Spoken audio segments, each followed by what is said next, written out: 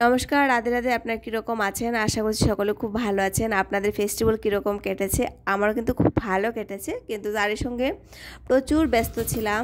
তবে মিনি ব্লগে আমি অ্যাক্টিভ ছিলাম, প্রচুর মিনি ব্লগ দিয়েছি, সেখানে আপনাদের অনেক ভালোবাসা পেয়েছি। ব্লগ ভিডিওতে পেয়েছি, অসংখ্য ধন্যবাদ এভাবে আমাকে ভালোবাসা দেওয়ার জন্য। আপনাদের আরও একটা নতুন ভিডিও আপনাদের সঙ্গে শেয়ার করতে চলেছি। পিঙ্কি.পি পরিবার আপনাদের সকলকে জানে অনেক অনেক প্রাণ ভরে স্বাগত। তো এটা কিন্তু মর্নিং টাইমের ভিডিও, অনেকটা দিন আগেরই, কিন্তু ভিডিও আমি সময় পাচ্ছি না এডিট করার জন্য। আর দেখি এখন কটা ভিডিও বানিয়ে রেখেছি, সেগুলো কিন্তু আপনাদের সঙ্গে এখন আপলোড করব। আর এদিকে সকাল সকাল তখন তো পুজো শুরু হবে ভাব, ঘরের মধ্যে অনেক দিন আগে থেকে কিন্তু কাজকর্ম শুরু হয়েছিল, তবে সেই কিছু তো আমি শেয়ার করিনি। 3-4 মিনিটের ভিডিও তো আমি অত কিছু আর কী করবো বলুন, ইচ্ছে করে কিন্তু আর হয়ে ওঠে না, শরীরটা আর দেয় না, সেজন্য ওই অল্প অল্প করে আপনাদের সঙ্গে ভিডিও শেয়ার করি। তো বাচ্চারা গিয়েছে স্কুলে, আর এদিকে সকালে যে একটা তোড়জোড় থাকে স্কুলের খাবার বানানো, তারপর রান্নাঘর পরিষ্কার করো, ওই টাইমে একই টাইমে কিন্তু জলটা আসে, তো একই সঙ্গে আমার প্রচুর কাজ থাকে।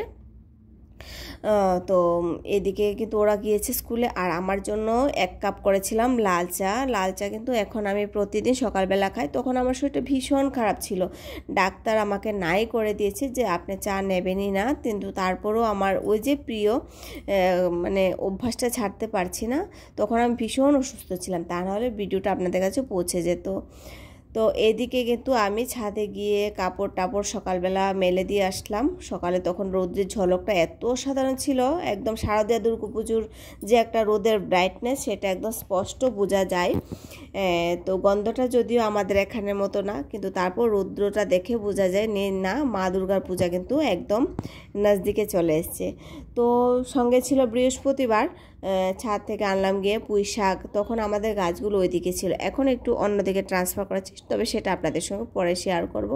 কাপড় টাপড় আমার সমস্ত কিছু সকালবেলা ধোয়া হয়ে গেছে, আর প্রচুর কাজও আমার ঘরে একসঙ্গে জমা বেঁধেছে, কিন্তু সেগুলো একা থাকলে যা হয়, তখন কিন্তু আমি আমার পরিবারকে, আমার বাড়িকে ভীষণ মিস করি। যা কষ্ট হয় একা থাকতে, যতটা ভালো ততটা কিন্তু অনেক কষ্ট।